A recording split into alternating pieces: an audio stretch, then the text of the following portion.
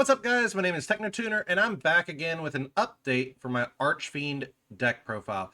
While I don't have a lot of cards in the extra deck, this deck has still been proving a lot at locals, from being able to banish, break boards, and do severe damage. Now, do note that I have implemented a few changes since the last time, since we got new support. We do now have the Archfiend Matriarch, which basically is our back row removal for our actual deck.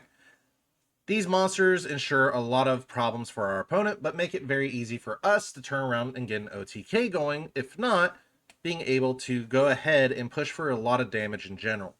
While this deck focuses on utilizing the pendulum rituals, this deck has a lot of good capability to mix with other Archfiend monsters and have very good interactions nonetheless. Today I wanted to bring you the updated profile for this, as I was getting a lot of questions about it on the prior video, and I hope you guys do enjoy today's video. So let's go ahead and hop right in to our main deck.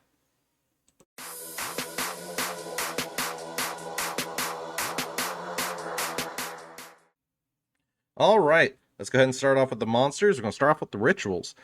We got one Archfiend Emperor. You can target one other face-up spell or trap on the field, destroy both it and this card. You can only use this effect of Archfiend Emperor once per turn. That is its pendulum effect. For its monster effect, you can ritual summon this card with Throne of Archfiends. Must be ritual summoned unaffected by other monster effects while in the extra monster zone. You can only use each of the following effects of Archfiend Emperor once per turn. If this card is ritual summoned from the extra deck, you can banish all monsters on the field except in the extra monster zones. If this card in the extra monster zone, or is in the extra monster zone, you can special summon fiend monster from your hand, deck, graveyard, or banishment. So basically being able to revive back another monster to push for more damage, or to set up another interaction, which makes it harder for your opponent to really interact with. Following that up with the one Archfiend Matriarch, its pendulum effect is you can target one Archfiend spell or trap in your graveyard, or banishment, destroy this card, and if you do, add that target to your hand. You can only use this effect of Archfiend Matriarch once per turn. Its monster effect is you can ritual summon this card with Throne of the Archfiends. Must be ritual summoned, unaffected by other monster effects while in the extra monster zone. If this card is ritual summoned, you can destroy as many spell and traps your opponent controls as possible. Then if this card is in the extra monster zone, you can banish all spells and traps from your opponent's graveyard. You can only use this effect of Archfiend's Matriarch once per turn. So this is a very problematic card, especially if you're playing into a back row heavy deck, for them to really have to deal with. They will have to respond to it, because if not, they're going to lose everything they have in the back row, and if it's in the extra monster zone, they'll be banished on resolution. Next up, in our final ritual, is one Matador Archfiend. You can ritual summon this card with Ritual of the Matador. If this card is ritual summoned, you can add 2 Archfiend cards from your deck to your hand, except Matador Archfiend. Also, this card cannot attack for the rest of this turn. You can only use this effect of Matador Archfiend once per turn. Cannot be destroyed by battle. Also, you take no battle damage from battles involving this card. After damage calculation, if this card battled a monster, destroy that monster, and if you do, inflict 1,000 damage to your opponent. So it makes it a little bit harder for your opponent to out the actual Matador Archfiend, as it is a problematic card, but it's also a really good searcher nonetheless. Then, of course, we're following that up with 3 Royal Archfiend. You can tribute this card from your hand or face-up field. Add 1 Archfiend card from your deck to your hand, except Royal Archfiend. Also, you cannot special summon from the extra deck for the rest of this turn, except Archfiend monsters.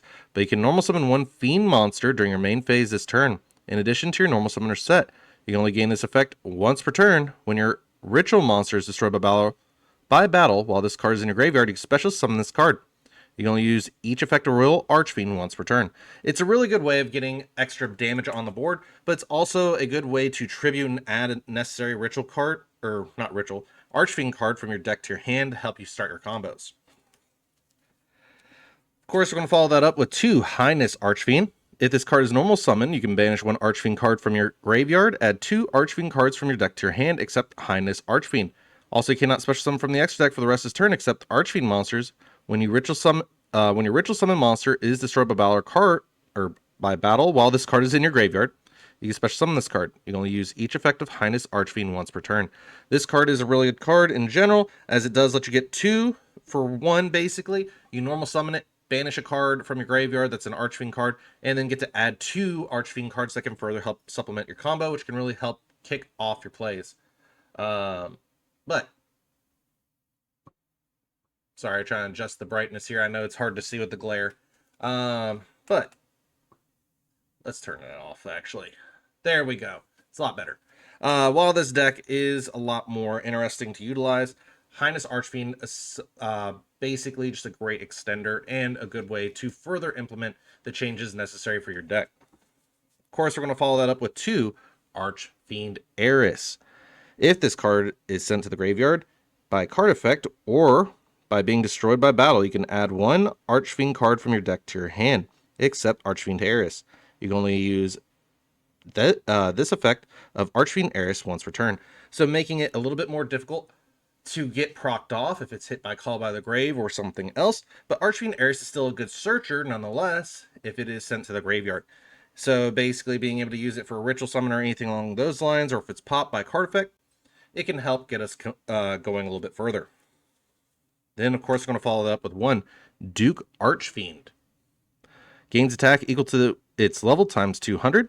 You can only use each of the following effects of Duke Archfiend once per turn. You can target 1 face-up monster you control that has a level, send 1 Archfiend monster from your deck to the graveyard except Duke Archfiend.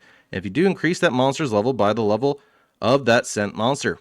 When your ritual monster is destroyed by battle while this card is in your graveyard, you can special summon this card. So it's just a good defender, but also a great way to get the other Archfiend monsters into your grave so you can trigger off their effects. Following that up, we're playing a few other niche cards here, but we're playing 1 Archfiend Eccentric. Its pendulum effect is you can target 1 other spell or trap on the field, destroy both it and this card. You can only use this effect of Archfiend Eccentric once per turn.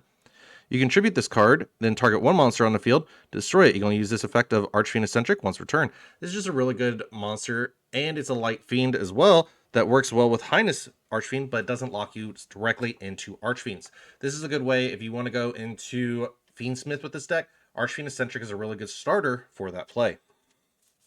Now, this one is a bit of a weird one. I know not a lot of people play it, but it's a decent body and it's a level 7 one. Beast of Talwar, the Sword Summit. This card is always treated as an Archfiend card. If you control no monsters, you special summon this card from your hand. The first time this card would be destroyed by an opponent's card effect each turn, it is not destroyed. Neither player can target other monsters with equip spells or effects. So basically, making it a little bit harder for your opponent to play around with equips, but it's also just a good 2400 body that's a level 7 that you can utilize for your ritual summons a bit easier than usual. Then, of course, we're following that up with the 1 Regenesis Archfiend. You can special summon this card from your hand by revealing another monster with 2500 attack or defense in your hand. You can only special summon Regenesis Archfiend once per turn this way. You can only use each of the following effects of Regenesis Archfiend once per turn. If this card is normal or special summon, you can add 1 Regenesis card from your deck or banishment to your hand, except Regenesis Archfiend. During your opponent's end phase, if this card is in the graveyard because it was sent there this turn, you can add this card to your hand. And then we're following that up with, of course, with the 1 Regenesis Sage. If a monster with 2500 original attack or defense is on your field, you can special summon this card from your hand. You can only special summon Regenesis Sage once per turn this way. You can only use each of the following effects of Regenesis Sage once per turn.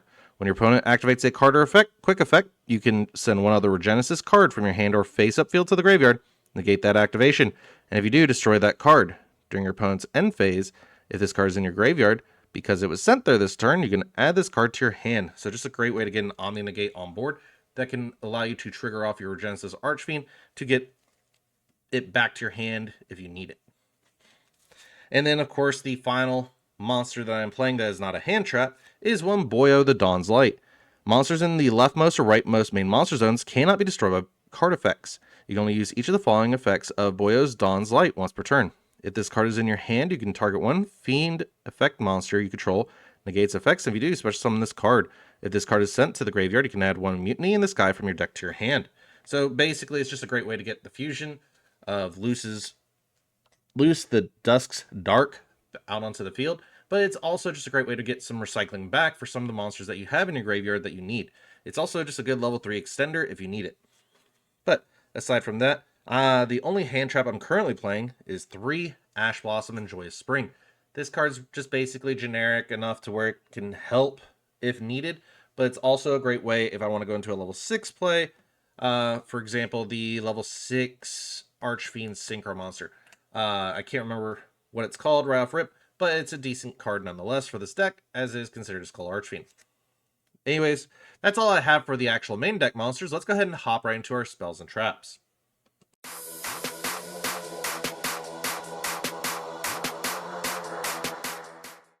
All right. I fixed the lighting a little bit more, so hopefully this will work a little bit better for you guys. But I am moving on to the spell and traps. The spells, we're going to start off with 3 Archfiend strategy. Fiend monsters in the extra monster zones gain 1,000 attack. You can activate one of these effects. Banish one Fiend monster or one Archfiend card from your hand or graveyard. Add one Archfiend card from your deck to your hand, except the field spell. Or you can add one Archfiend Pendulum monster from your deck to your face-up extra deck. You only use this effect of Archfiend strategy once per turn. It's a really good starter field spell. Being able to either not foolish, but place a ritual monster that you want in your extra monster zone, in your face-up extra deck, or basically banishing a card to trigger an effect, or to basically add a Archfiend card that you can heavily utilize during the turn. Speaking of a really good Archfiend card, we have 3 Archfiend's Usurpation. You can activate one of these effects. Set one Archfiend trap from your deck or graveyard. It can be activated this turn. Ritual summon one Archfiend's ritual monster from your hand or face-up extra deck by attributing monsters from your hand or field whose total level equal or exceeds level. You can only activate one Archfiend's Usurpation once per turn. It's just a really good way to get your traps onto the board or to ritual summon during your opponent's turn for further interaction and causing them a bit of a headache.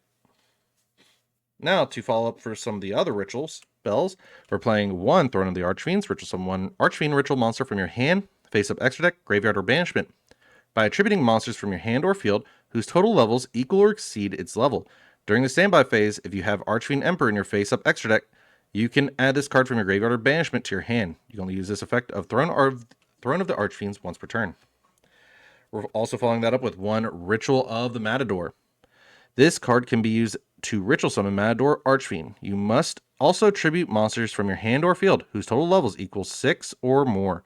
You can banish this card from your graveyard, especially one non-ritual Archfiend monster from your hand. You can only use this effect of Ritual of the Matador once per turn. Basically giving you access for the next card, which is 2 Pre-Preparation Rites. Add 1 ritual spell from your deck to your hand. Add 1 ritual monster from your deck or graveyard to your hand whose name is mentioned on that ritual spell. You only activate 1 Pre-Preparation Rites per turn, basically allowing us to search either of these and get our ritual monsters as well. And then, of course, we're following that up with 1 Preparation Rites. Add 1 level 7 or lower ritual monster from your deck to your hand. Then you can add 1 ritual spell from your graveyard to your hand. Just a great way to search for the other rituals that you need, but also giving you better access as well for further recovery of those spells. Next, we're playing 1 Void Apocalypse. You can discard 1 card, send 1 Fiend monster from your deck to the graveyard. Then you can send this face-up card from your spell and trap zone to the graveyard. Send Infernoid monsters with different names from your hand and or deck to the graveyard up to the number of monsters your opponent controls that were special summoned from the extra deck. You can only use 1 Void Apocalypse effect per turn and only once that turn. We're not really utilizing the Void Apocalypse in this deck.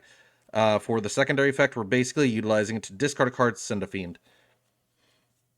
Then we're following it up with the 1 Mutiny in the Sky. Fusion someone Fiend or Fairy Fusion monster from your extra deck by shuffling Fiend and or Fairy monsters from your graveyard into the deck as material. If this card is in your graveyard, you can send 1 Fiend or Fairy monster from your hand or face-up field to the graveyard. Add this card to your hand. You can only use each effect of Mutiny in the Sky once per turn. Follow that up by 1 Triple Tactics Talent and 1 Called by the Grave. These are just really good generic spells that work very well. In case your opponent tries to hand trap you or interact with you with monster effects, it further helps out a lot. Now, as for the traps, of course, we're playing the 1 called the Archfiends. You can target 1 level 5 or higher Fiend monster in your graveyard. Discard 1 Fiend monster, and if you do, special summon the targeted monster. You can only use this effect of Call the Archfiend once per turn. So, Call the Archfiends is really helpful, as is a good way to just basically discard a Fiend monster to get in the graveyard, and then special summon a higher level Fiend monster, such as Duke of the Archfiends or one of your ritual monsters if they got in the graveyard somehow. Or, Royal Archfiends. Next, of course, we're playing the 1 Archfiend Playtime. Special 1 level 7 or lower Archfiend monster from your hand or deck, and if you have an Archfiend Ritual monster in your face-up extra deck, you can special summon up to 1 each of Royal Archfiend, Duke Archfiend, and Highness Archfiend from your hand or deck instead. You can only activate 1 Archfiend Playtime per turn. Then, of course, we have the 1 Archfiend's Fervor. If you control an Archfiend Ritual monster in your extra monster zone, You can target one face-up card your opponent controls and negates effects until the end of this turn. If this card is banished from the hand or field, you can add one Archfiend's card from your deck to your hand, except Archfiend's Fervor. You can only use each effect of Archfiend's Fervor once per turn. Basically giving you the further capability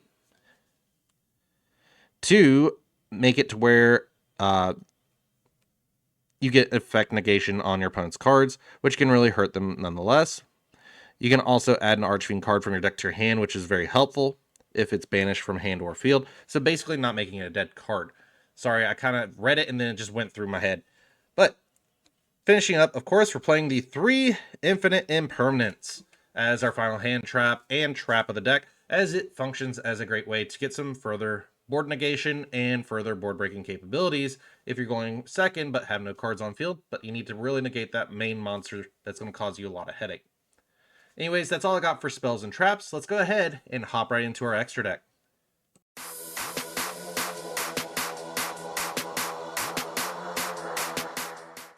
Alright, let's go ahead and hop right into the extra deck.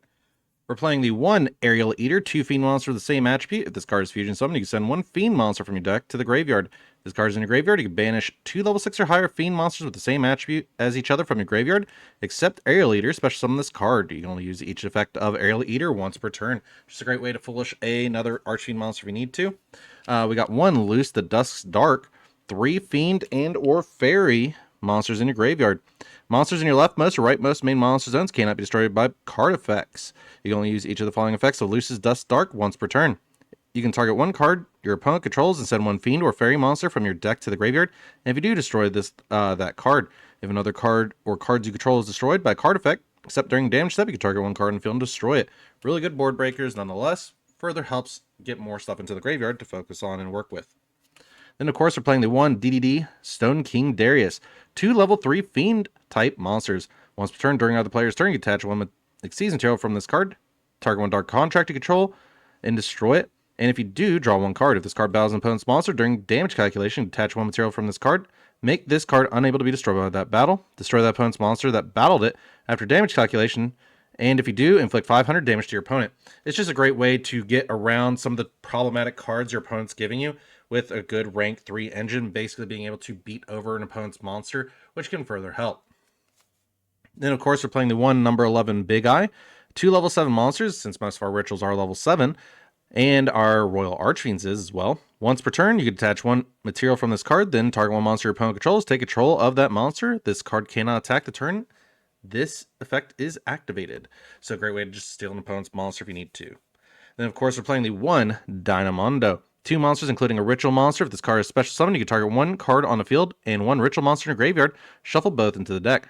During your opponent's turn quick effect, you contribute this card, then target 1 ritual monster in your graveyard. Either add it to your hand or special summon it. You can only use each effect of Dynamondo once per turn. Basically giving you further capabilities for ritual recursion, but also a good way to get a ritual monster back out on your field during your opponent's turn. Then, of course, we got 1 Muckracker from the Underworld. Cannot be used as link material the turn is link summon. If a monster or monsters you control will be destroyed by a battle or card effect, you contribute 1 Fiend monster instead. You can target 1 Fiend monster in your graveyard except Muckracker from the Underworld. Discard 1 card. If you do, special summon that monster. Also, cannot special summon for monsters for the rest of this turn except Fiend monsters. You can only use this effect of Muckracker from the Underworld once per turn. Just a great way to get further graveyard recursion and a little bit of board protection. How we're going to go into the Aerial Eater? Of course, with Proxy F Magician. To affect monsters during your main phase, you can fusion summon 1 fusion monster from your extra deck using monsters from your field as fusion material. If a fusion monster is fusion summoned to a zone or zones this card points to, you can special summon 1 monster with 1,000 or less attack from your hand. You can only use each effect of Proxy F Magician once per turn. It's just a great way if you're trying to go into that Aerial Eater play. We're following that up with 1 Nightmare Cerberus, 2 monsters with different names. If this card is link summoned, you discard 1 card, target 1 special summon monster in your opponent's main monster zone, destroy it. Then if this card was co-linked when this effect was activated, you can draw 1 card. You can only use this effect of Nightmare Cerberus once per turn. Co-linked monsters you control cannot be destroyed by card effects. So this further helps with board protection, but also giving you the capability to discard a card to pop a card. We're going to follow that up, of course, with 2 Master King Archfiend. Once per turn during your standby phase, pay 500 life points or destroy this card. Once per chain, if you pay life points, except during the damage step, you can send 1 Fiend monster from your deck to the graveyard with attack or defense equal to the amount paid. Once per chain, if a Fiend monster is sent to the graveyard, except during damage step, You can roll a 6-sided die, then apply this effect on one of those monsters based on the result. 1, add to hand. 2, 3, 4, or 5 shuffled into the deck, and 6 allows you to special summon it. Just a good way to get more into the graveyard, but also being able to potentially special summon an extender or add an extender to hand. And then, of course, we're playing the 1 Saryuja Skuldread. 2 monsters with different names. So this card gains the effects based on the number of materials used for its link summon. 2 or more. If a monster is normal special summon to a zone this card points to, that monster gains 300 attack and defense. 3 or more. Once per turn, during your main phase, you special summon 1 monster from your hand. 4, when this card is link summoned, you can draw 4 cards, then place 3 from your hand on the bottom of the deck in any order. Just a good way to get some hand mulliganing in there if you need to, but it's also just a good way for extra boost if you need to as well. And then finally, the Link 5, Underworld Goddess of the Closed World. 4 more effect monsters. You can also use 1 monster opponent controls as material to link summon this card. If this card is link summoned, you can negate the effects of all face-up monsters your opponent currently controls. This link summon card is unaffected by your opponent's activated effects unless they target this card. Once per turn, when your opponent activates a card or effect that special summons a monster from the graveyard, quick effect, negate the activation. So it's just a good way for a board break, but also hurts your opponent if they try to use any graveyard summoning mechanics. Please do note that this extra deck is not fully finished. It's more of a fun sort of deal and more of a backup plan as the deck revolves more around the main deck aspect of its rituals, because you will be locked into Archfiend summoning or rituals, or not rituals, Archfiends or fiends, so that can further hurt your plays a bit more, but this deck works very well nonetheless. With the extra deck, it does offer up a bit more of a grind game for the later the game goes into it, but offers up a lot more capability as well. Please feel free to edit this in any way, shape, or form you see fit. Now let's hop right in to our deck in review.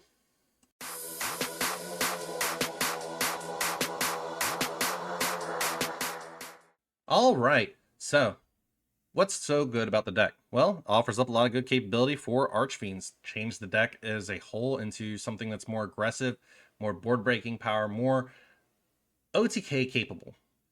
What's the bad news? Well, it can lock you from your extra deck and can be a bit bricky. It does have some good plays here and there, but if your opponent outgrinds you in the grind game, you're kind of boned.